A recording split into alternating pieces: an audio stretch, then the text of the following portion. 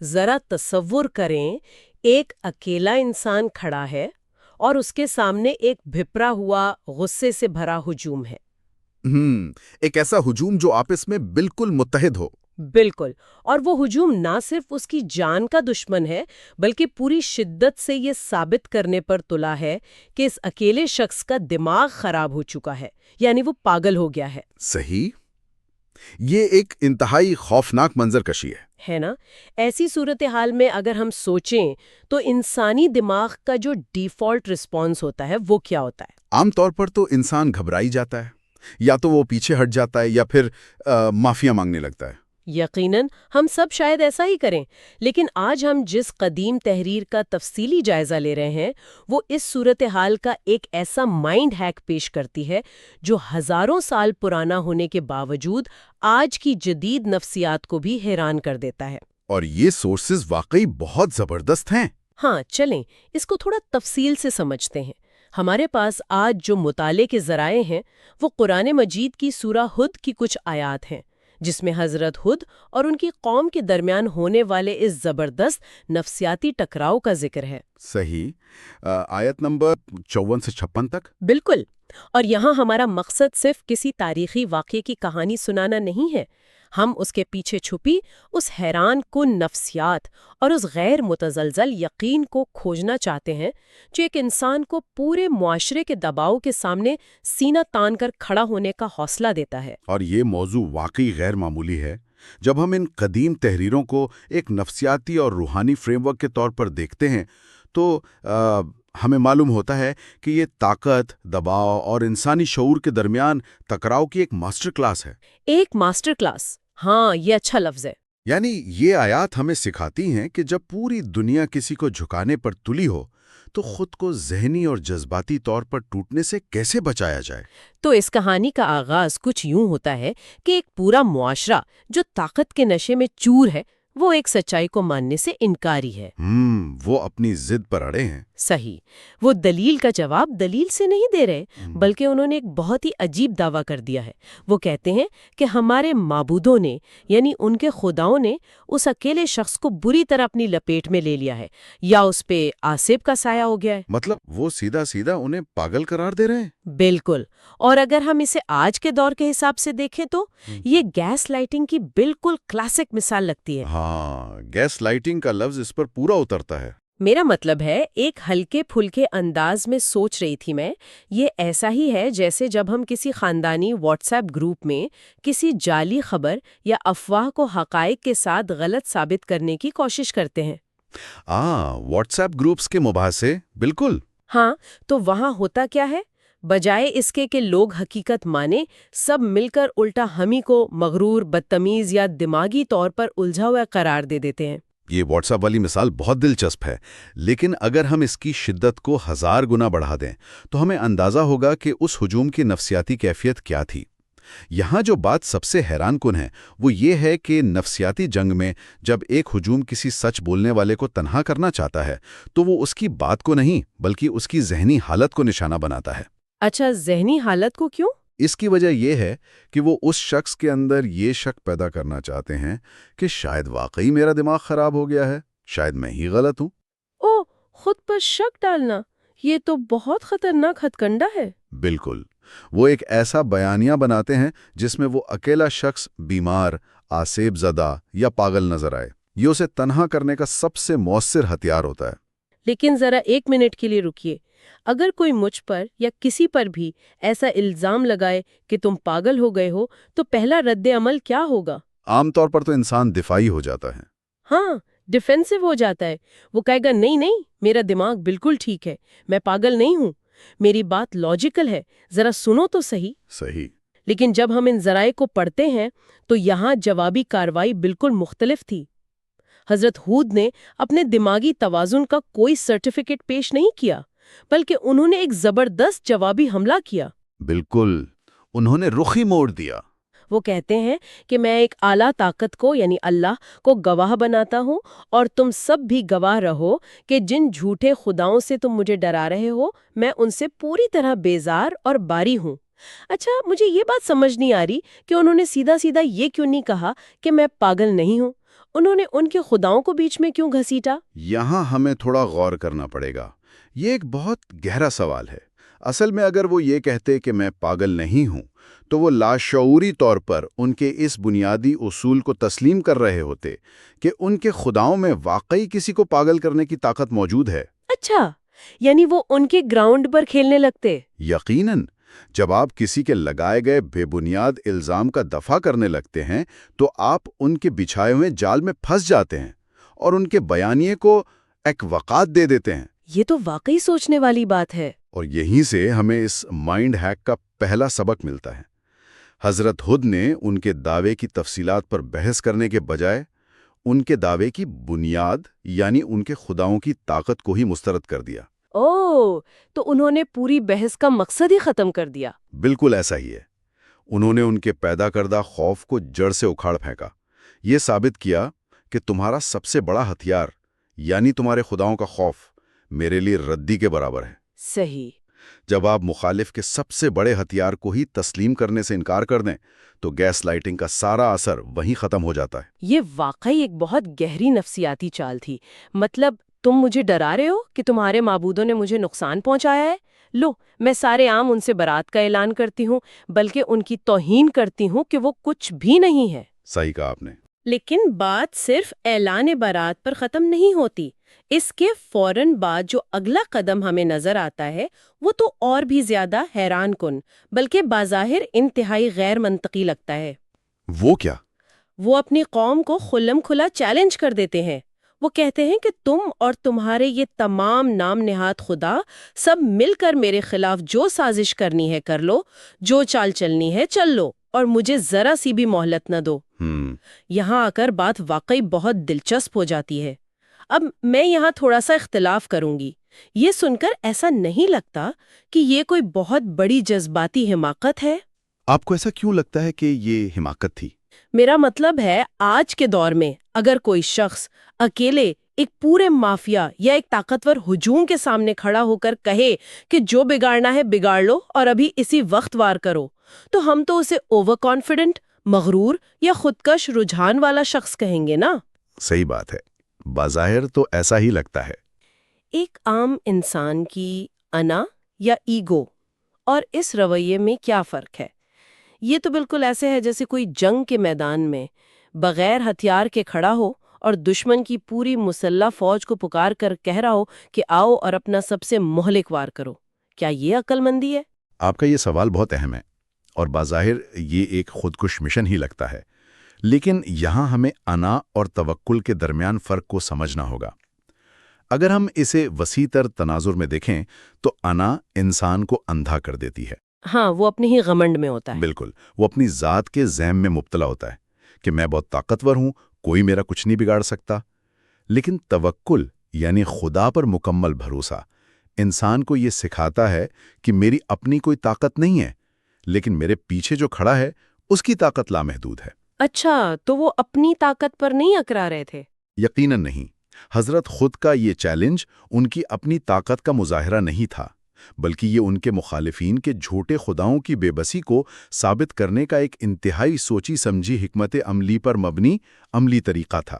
اچھا، تو وہ جان بوجھ کر انہیں اکسا رہے تھے، لیکن اس میں تو ان کی جان بھی جا سکتی تھی۔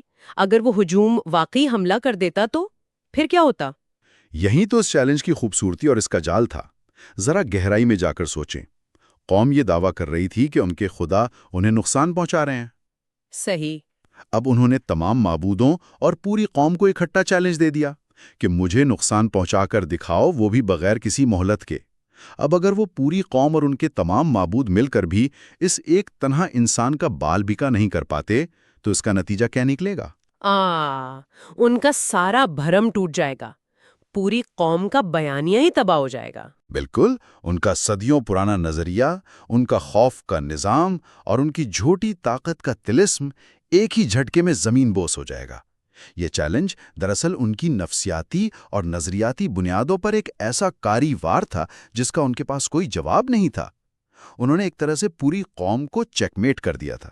واقعی کمال ہے، گویا یہ ایک ایسا جال تھا جس میں وہ ہجوم خود ہی پھنس گیا۔ ہاں، دونوں طرف سے ان کی ہار تھی۔ بالکل. اگر وہ حملہ نہیں کرتے تو وہ خود ثابت کر رہے ہیں کہ ان کے خدا بے بس ہیں اور ان کا خوف محض ایک دھوکہ ہے.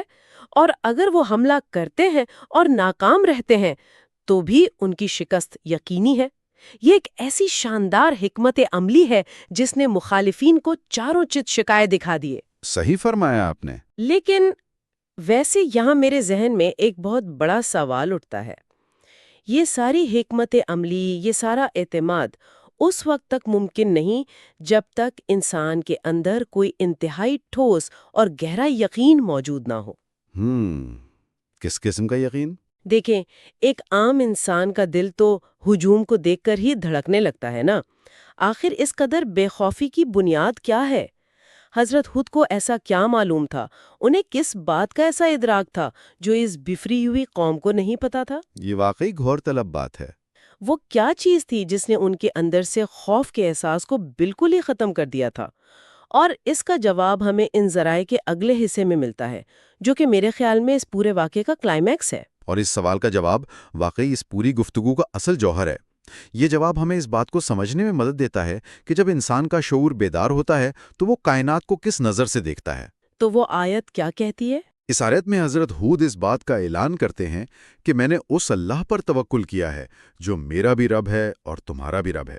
اور پھر وہ ایک انتہائی طاقتور استعارہ استعمال کرتے ہیں جو کائنات کے نظام کو سمجھنے کے لیے بہترین ہے. وہ کہتے ہیں زمین پر چلنے والا کوئی جاندار ایسا نہیں جس کی پیشانی کے بال اس کے ہاتھ میں نہ ہوں. تو اس سب کا مطلب کیا ہے؟ ہاں، پیشانی کے بال یعنی فولوک. میں جب اس کے بارے میں پڑھ رہی تھی تو مجھے یہ تشبیہ شروع میں تھوڑی عجیب لگی. عجیب کیوں لگی؟ مطلب پیشانی کے بال ہی کیوں؟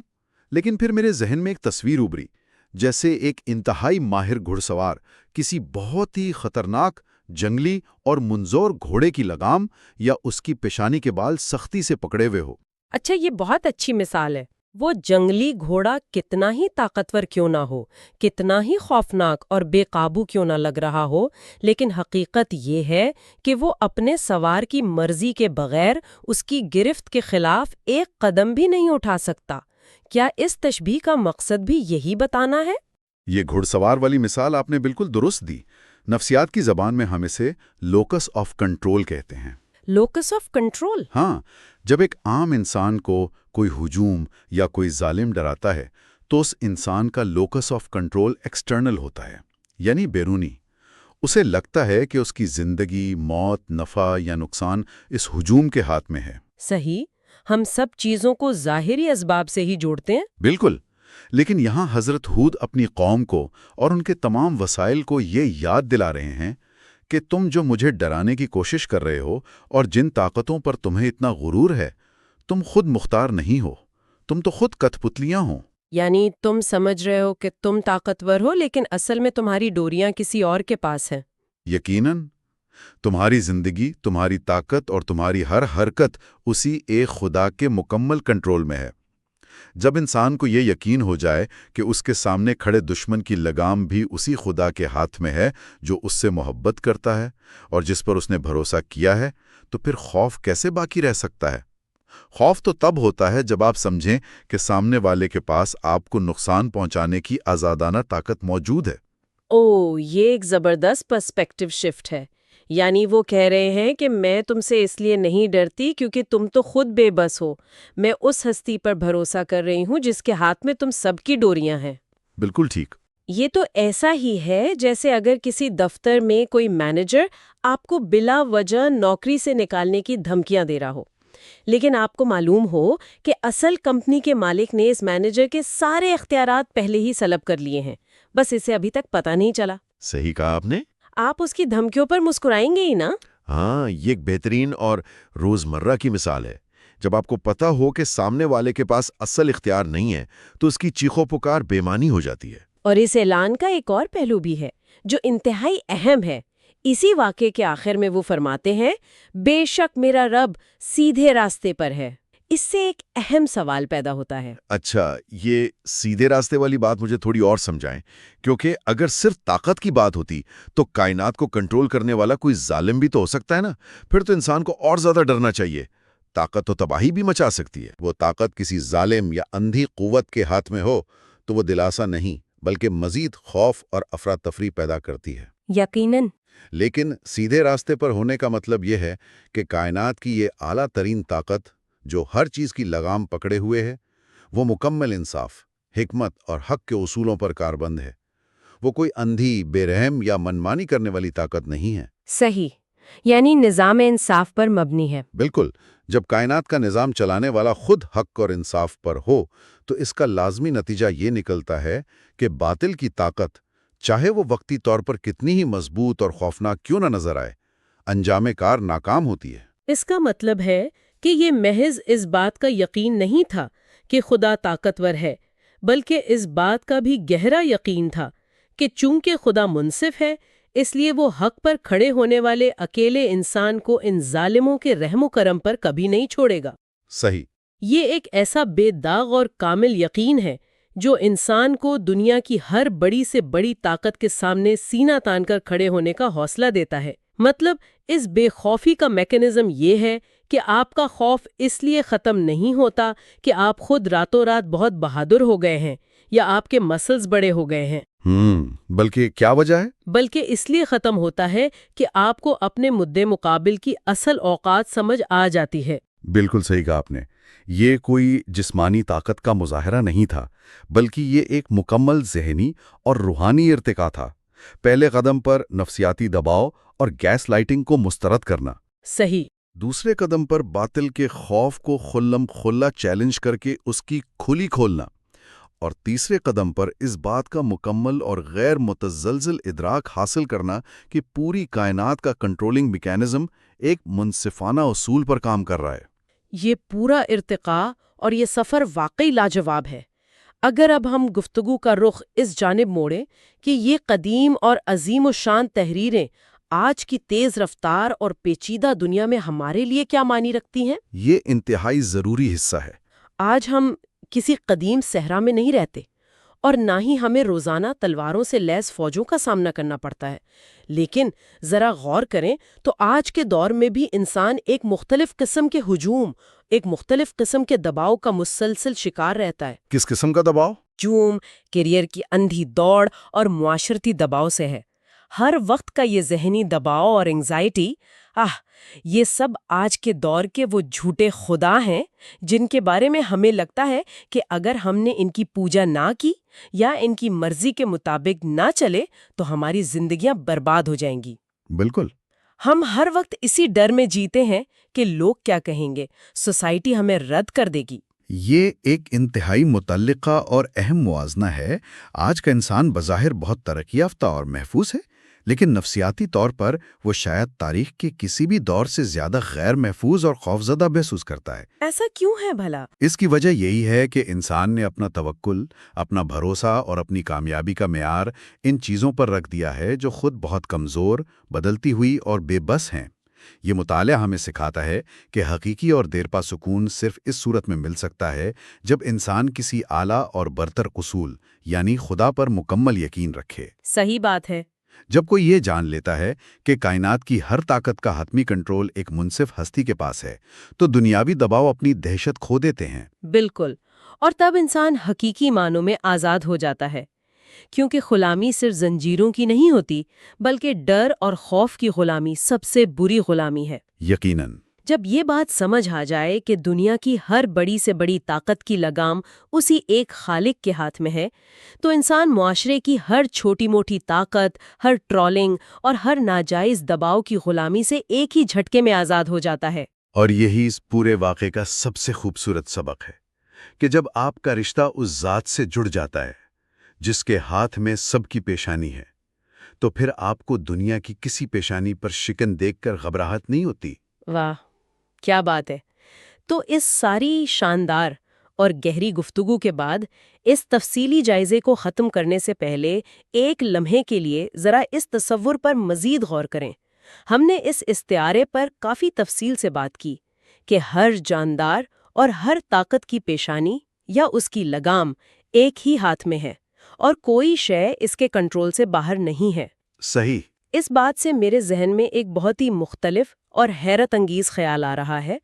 اگر یہ بات 100% سچ ہے تو پھر ہمارے معاشرے کے وہ تمام خوف، وہ تمام مسائل جن سے ہم دن رات ڈرتے ہیں، جن کی وجہ سے ہماری راتوں کی نیندیں اڑ جاتی ہیں، کیا ان کی واقعی اپنی کوئی آزادانہ حیثیت ہے بھی؟